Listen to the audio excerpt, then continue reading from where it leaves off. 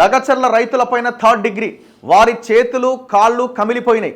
Private వ్యక్తులు కాంగ్రెస్ నాయకులతో కలిసి పోలీసుల దాష్టికం, పేదల భూముల్ని సీఎం రేవంత్ రెడ్డి కొల్లగొడుతున్నారు. కేటీఆర్ ధ్వజం. ఊసరవెల్లిని చూసిరా ఎప్పుడైనా? ఊసరవెల్లి రోడ్డు మీద ఇట్లా పోతూ ఉంటే కనిపిస్తూ ఉంటుంది. అది తీరొక్క రంగు మారుస్తూ ఉంటుంది. మనం దాన్ని బెదిరిస్తూ ఉంటే దాని దగ్గరికి పోతూ ఉంటే రకరకాల రంగులు మారుస్తూ ఉంటుంది. ఊసరవెల్లి 1000 ఊసరవెల్లిలతో సమానం ఈయన. నువ్వు థర్డ్ డిగ్రీ గురించి నువ్వు చెప్పాలి నాకు కేటీఆర్. థర్డ్ డిగ్రీ అన్న పదము నీ నోటి నుంచి ఎట్లా ఏ రకంగా వస్తున్నది? 13 లాకప్ డెత్తులు జరిగినాయి తెలంగాణ రాష్ట్రంలో.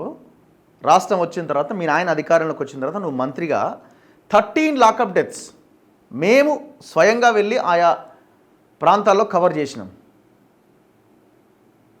అదే ఆ ధ్యాసలో ఉన్న పోలీసులు కొంతమంది గవర్నమెంట్ చేంజ్ అయిన తర్వాత కూడా ఆ రకంగానే ప్రవర్తించారు. 1-2 రీసెంట్గా కూడా జరిగినాయి. ఏదో ఏరియాలో 13 లాకప్, అంటే పోలీస్ స్టేషన్లో పోలీస్ లాకప్లో 13 మందిని కొట్టి చంపిరు నీ హయాంలో.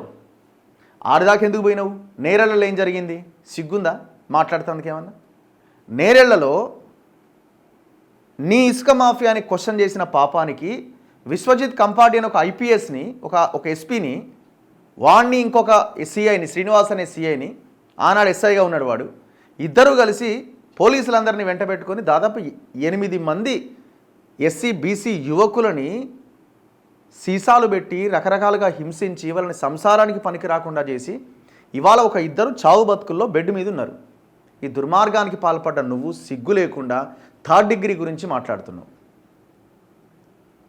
దమ్ముంటే నువ్వు ప్రెస్ మీట్ పెట్టగలుగుతావా? నేరెళ్ళ హరీష్ ఇంటి ముందు, నేరెళ్లలో సర్వం కోల్పోయిన హరీష్ ఇంటి ముందు వెళ్ళి పెట్టగలుగుతావా? సిగ్గుండాలే థర్డ్ డిగ్రీ గురించి మాట్లాడుతావు. నువ్వు పోలీసుల దాష్టికం గురించి, పోలీసుల గురించి మాట్లాడడానికి నీకు అర్హత లేదు. నువ్వు మాట్లాడడం వల్ల ఈ గవర్నమెంట్ చేస్తున్న అరాచకాలు కూడా మాఫీ అయిపోతాయి. నువ్వు మాట్లాడక దయచేసి, వేరే వాళ్ళతో మాట్లాడించి. కాకపోతే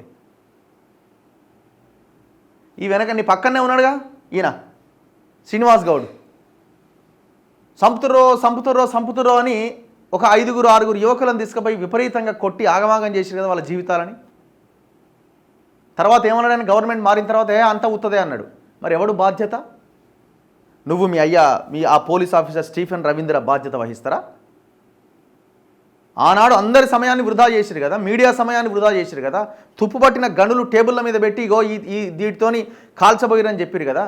సిగ్గులేదా? ఇట్లా ఎన్ని ఇన్సిడెంట్స్ చెప్పాలా? ప్రతిరోజు చెప్తున్నాం. పచ్చి బాలింతలను జైల్లో పెట్టిన దుర్మార్గుడి నువ్వు. పచ్చి బాలింతలని పోడు భూముల కోసం కొట్లాడిన, ఇవి మా భూములు మేము సాగు చేసుకుంటాం దయచేసి మాకు ఇవ్వండి అని కొట్లాడిన మహిళా పచ్చి బాలింత రైతులను తీసుకుపోయి జైల్లో పెట్టిన దుర్మార్గులు మీరా మాట్లాడేది థర్డ్ డిగ్రీ గురించి, రైతుల గురించి?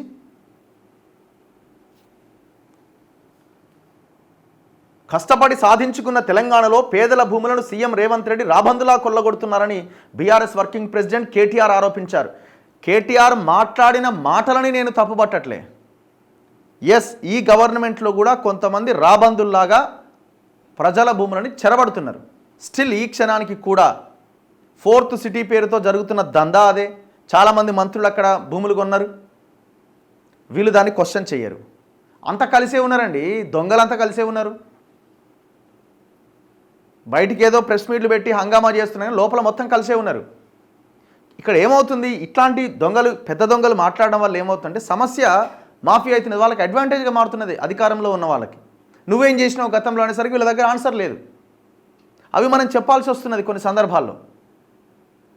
మల్లన్న సాగర్, కొండపోచమ్మ సాగర్ నువ్వు ఇట్లా ప్రెస్ మీట్ పెట్టగలుగుతావు? అక్కడికి పోయి రాళ్ళు అందుకొని కొడతారు నిన్ను, రాళ్ళు అందుకొని. ఎందుకంటే వాళ్ళ జీవితాలు ఆగమైపోయినాయి. నేను నిన్న బయట ప్లే చేసిన 20 ఎకరాలు ఉండే సార్, నాకు 20 ఎకరాలు ఉన్న నేను ఇలా కూలి పని పోతున్నా అంటున్నాడు ఆయన, పెద్ద మనిషి. మీరు కాదు దుర్మార్గులు. ఏమైనా ఉపయోగం ఉందా కాళేశ్వరం వల్ల? ఇప్పుడు కాళేశ్వరం లేదు కదా, లాస్ట్ మేడిగడ్డ నుంచి నీళ్ళు ఎత్తిపోస్తలేరు కదా. మరి పంటలు ఎట్లా పండినాయి? వరి ఎట్లా ఉత్పత్తి పెరిగింది?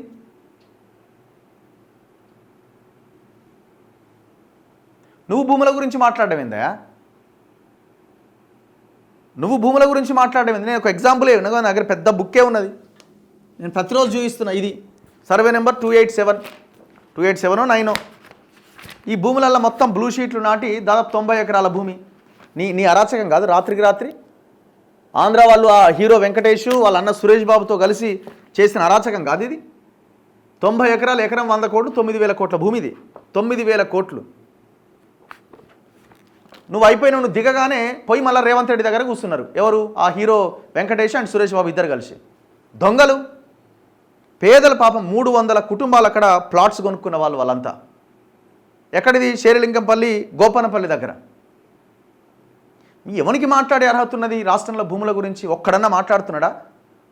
ఈ గవర్నమెంట్ కూడా ఎంతసేపు ఫార్ములా కార్ రేసు, 50 కోట్లది, 10 కోట్లది, 20 కోట్లది, ఇది కాదు కదా భూముల లెక్క. చాలామందికి అర్థం కావట్లేదు. 1,00,00,000 కోట్లకి పెరుగుతుంది. ఎక్కడి 1,00,00,000 కోట్లు? లక్షల కోట్లు దాటుతుంది. లక్షల కోట్లకు సంబంధించిన భూమి. నేను 55 చెరువుల లిస్టే చూపించిన. సిఎస్ఆర్ కింద డెవలప్ చేయండి రా అని క్విడ్ ప్రోకో లాగా వీళ్ళు మాట్లాడుకొని భూములు పంచుకున్నారు. చెరువుల భూములు కబ్జాలు చేసిరు. అన్ని ఏరియాలు అవన్నీ చెరువులు ఆ సిఎస్ఆర్ కింద డెవలప్ చేయమని ఇచ్చింది. అన్నీ ప్రైమ్ ఏరియాల్లో ఉన్న ల్యాండ్సే. శేరిలింగంపల్లి, గోపనపల్లి, తెల్లాపూర్ ఏరియాలు. తెలంగాణ వాళ్ళకి సంబంధమే లేదు. పోనీ ఇవ్వడం తెలంగాణ వాడు తింటున్నా అంటే సంబంధం అంతా పక్క రాష్ట్రం వాళ్ళే. ఏం అరాచకం ఇది? ఇంత ఘోరమా? ఎవరికి మాట్లాడే అర్హత ఉన్నది ఇందులో? నువ్వు దమ్ముంటే భూముల మీద చర్చకు వస్తావా? చలో డిబేట్కి రా. సోమాజిగూడ ప్రెస్ క్లబ్లో ప్రెస్ మీట్ పెట్టు. నీ వల్లనే పార్టీ నాశనం అవుతుంది. నీ వల్లనే పార్టీ నాశనం అవుతుంది.